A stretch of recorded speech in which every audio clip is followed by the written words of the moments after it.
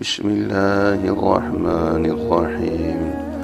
یہ ایک واضح حقیقت ہے کہ اللہ جل شانہ کو جاننے اور ماننے اور حق تعالی شانہ سے اطاعت و بندگی کا عہد کرنے کے بعد بھی آدمی سے اللہ جل شانہ کی نافرمانی جو سرزد ہو جاتی ہے تو وہ زیادہ تر غفلت کی وجہ سے، اور انسان غافل ہو جاتا ہے۔ شیطان اس کی عقل و بصیرت پر غفلت اور مدہوشی کا پردہ ڈال کر ہی اس پہ چھاپا مارتا ہے، جیسے ڈاکو، جیسے چور کوئی رومال سنگھا کے بے ہوش کرتا ہے، جیب کاٹ کے لے جاتا ہے، چائے میں کوئی بے ہوشی کی چیز پلا کے بے ہوش کرتا ہے، لوٹ کے لے جاتا ہے۔ اس طرح شیطان بھی عقل و بصیرت پہ مدہوشی کا پردہ ڈالتا ہے، ایسی چادر ڈالتا ہے اور پھر غفلت میں پکڑ کے گناہ کراتا ہے، نافرمانی کراتا ہے۔ لیکن جیسے ہی اللہ جل شانہ کی حقیقی یاد اور اس کی عظمت اور کبریائی اور جلال و جبروت کی یاد دہانی کے ذریعے غفلت کے پردے چاک کر دیے جائیں تو خدا شناس اور خدا ترس آدمی سنبھل جاتا ہے۔ ہائے، یہ مجھ سے کتنا بڑا گناہ ہو گیا، اپنے رب کو میں نے کیوں ناراض کر دیا، تو برائیوں سے اس کے قدم رک جاتے ہیں۔ قرآن کریم میں فطرت انسانی کی اسی کیفیت کو اس طرح بیان فرمایا، ان الذین اتقوا اذا مسهم طائف من الشیطان تذکروا فاذا هم مبصرون۔ بے شک جو لوگ اللہ جل شانہ سے ڈرتے ہیں، تقوی والے ہیں، جب انہیں کوئی شیطانی وسوسہ لگ جاتا ہے، اللہ جل شانہ کی یاد میں لگ جائیں تو یکا یک ان کی آنکھیں کھل جاتی ہیں، غفلت کا پردہ چھاک ہو جاتا ہے۔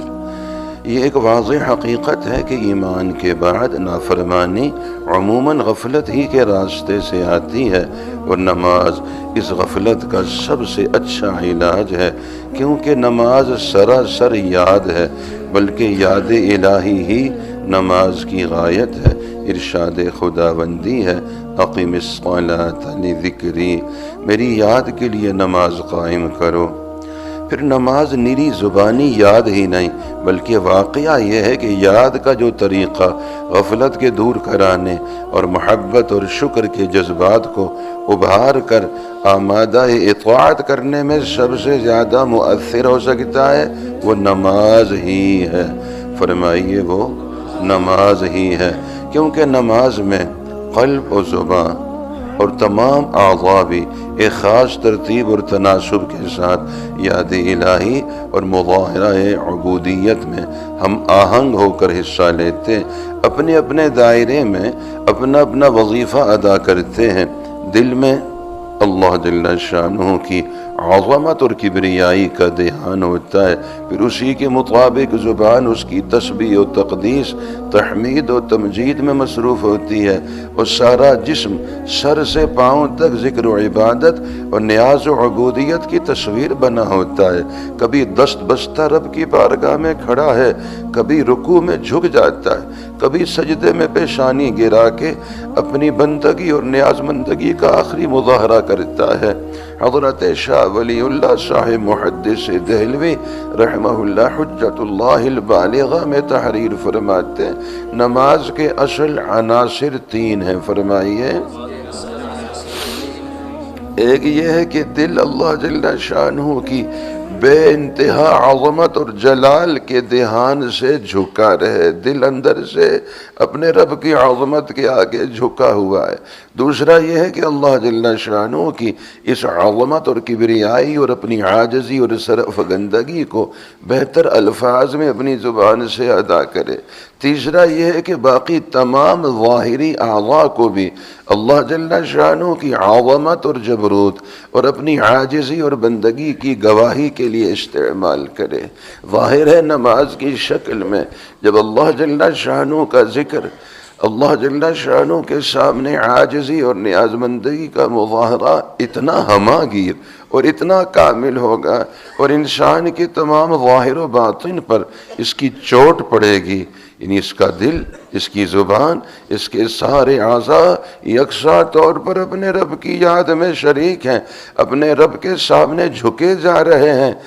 پھر دن رات میں کئی بار اس عمل، اس وظیفہ کا دہرانا ہوگا، تو غفلت اس کے مقابلہ میں کہاں ٹھہر سکے گی، اور انسان سے معصیت اور فواحش و منکرات کا صدور کیوں کر ہوگا۔ نماز کی یہی وہ تاثیر ہے جس کو قرآن کریم کی اس مشہور آیت مبارکہ میں بیان فرمایا، ان الصلاۃ تنہی عن الفحشاء والمنکر ولذکر اللہ اکبر۔ بے شک نماز بے حیائی کی باتوں اور برے کاموں سے روکتی ہے، اور اللہ جل شانہ کی یاد بہت بڑی چیز ہے۔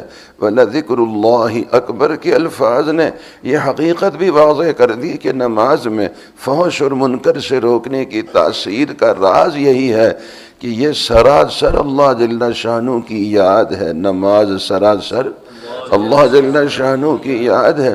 اسی سے یہ بھی معلوم ہو گیا کہ یہ تاثیر انہی نمازوں میں ہوگی جن میں ذکر اور یاد کی صفت کامل طور پہ پائی جائے۔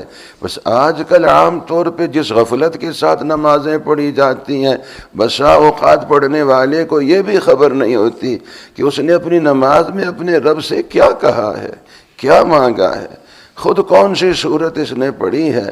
سو شعور اور حضور سے خالی ایسی نمازوں سے اگر تقوی والی زندگیاں پیدا نہ ہوں اور بری عادتیں، بری باتیں دور نہ ہوں، تو اس میں نماز کا کیا قصور ہے؟ فرمائیے، اس میں نماز کا کیا قصور ہے؟ جس دانے میں جان اور مغز ہی نہیں ہے، اس سے درخت کیوں کر پیدا ہو سکتا ہے؟ جو دانہ بے جان ہے، جو بیج بے جان ہے، اس سے درخت کیسے پیدا ہوگا؟ ذوق باید تا دہد طاعت بر، مغز باید تا دہد دانا شجر۔